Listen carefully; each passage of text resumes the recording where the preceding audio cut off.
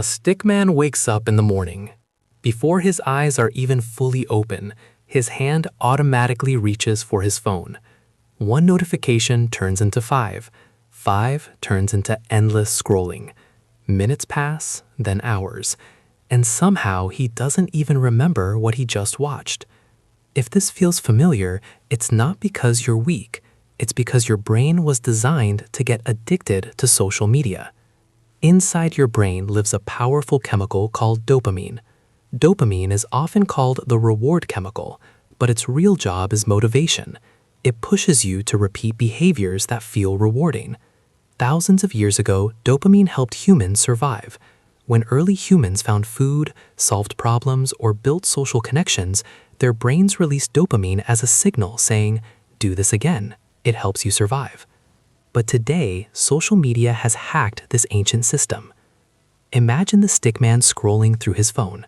Suddenly, he sees a funny video. His brain releases a small burst of dopamine. Then he scrolls again and sees something surprising. Another dopamine hit. Then maybe a like on his post. Another small reward. His brain starts learning something very dangerous. Every swipe might give a reward. This is called the variable reward system, the same system used in slot machines in casinos. You never know when the reward will appear, which makes your brain crave the next attempt even more. The stickman keeps scrolling because his brain is thinking, maybe the next post will even be better. And this is where addiction begins. Over time, the stickman notices something strange. The videos that once felt exciting now feel normal. His brain has adapted. To feel the same level of excitement, he needs more content, faster content, and more stimulation. This is called dopamine tolerance. The brain raises the bar for what feels rewarding. So the stickman scrolls faster. Short videos, memes, shocking headlines, endless entertainment.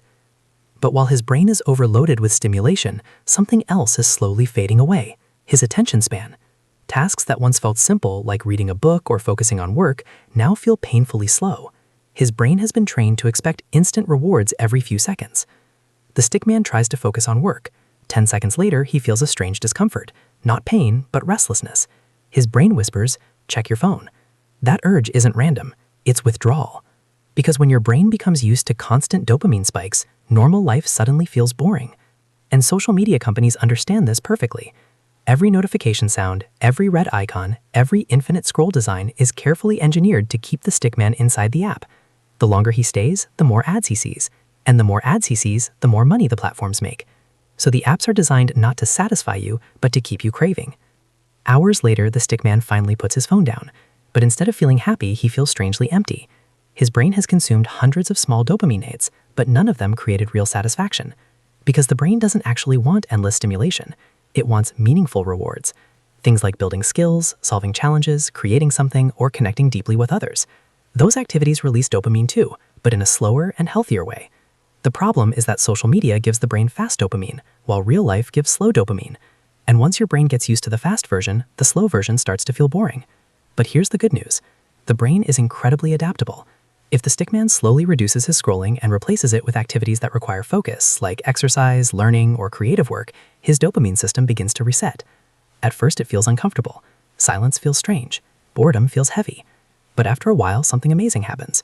The stickman starts enjoying simple things again. A conversation feels interesting. A book feels engaging. Even small achievements feel satisfying. His brain wasn't broken. It was just overloaded. And the moment he takes control of his attention again, the addiction begins to lose its power. So the next time you feel the urge to scroll endlessly, remember this. Your brain isn't craving social media. It's craving dopamine. And the real power comes when you decide where that dopamine should come from.